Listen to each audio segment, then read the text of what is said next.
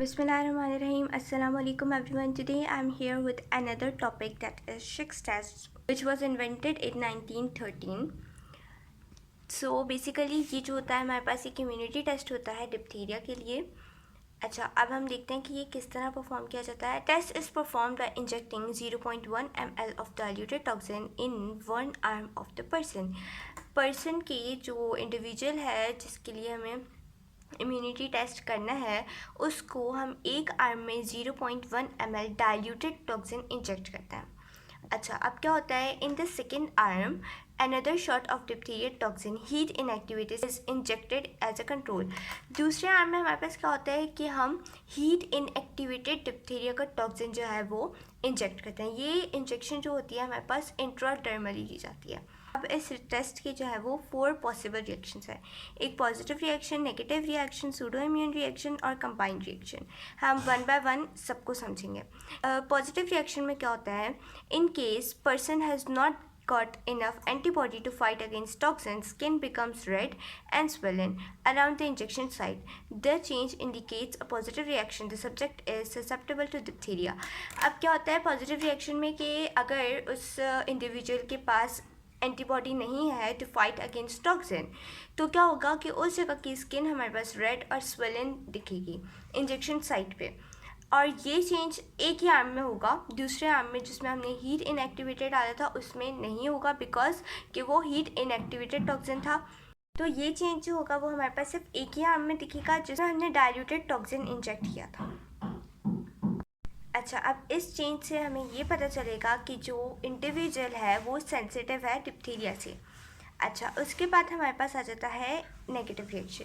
In case person is having an immunity, अगर उस individual के पास डिप्थीरिया टॉक्सिन के खिलाफ इम्यूनिटी प्रेजेंट है तो क्या होगा, you will notice a little और नो स्वेलिंग एंड रेडनेस. वहाँ पे क्या होगा कि हमें बिल्कुल ही कम रेडनेस और स्वेलिंग मिलेगी या तो फिर मिलेगी नहीं. तो इससे इंडिकेट होगा कि जो रिएक्शन है वो नेगेटिव है और उस बंदे के पास जो है वो उस इंडिविजुअल के पास जो है वो इम्यूनिटी प्रेजेंट है डिप्थीरिया के लिए.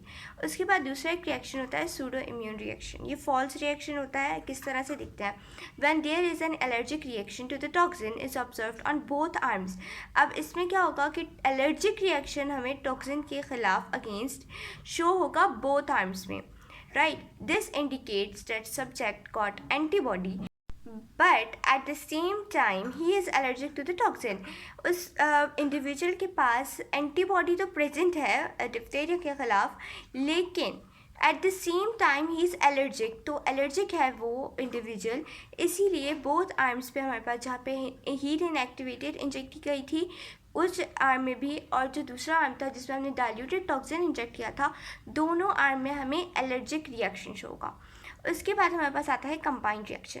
When injected individual develops inflammation in both arms indicates individual is susceptible as well as allergic. Combined reaction में हमारे पास क्या होगा कि जो इंडिविजुअल था जिसको हमने इंजेक्ट किया था उसके दोनों आर्म्स में हमें इन्फ्लेमेशन शो होगी, जिससे हमें पता चलेगा कि जो इंडिविजुअल है वो कंबाइंड रिएक्शन शो कर रहा है. किस तरह से कि उसके पास सेंसिटिविटी भी है against diphtheria toxin and at the same time he is allergic to. तो इस तरह से ये हमें 4 रिएक्शंस पॉसिबल रिएक्शन शो होते हैं शिक टेस्ट के. आई होप कि आपको आज का लेक्चर समझ आया हो, और अगर समझ आया हो तो प्लीज़ लाइक करें, शेयर करें विद योर फ्रेंड्स और सब्सक्राइब करें. Thank you.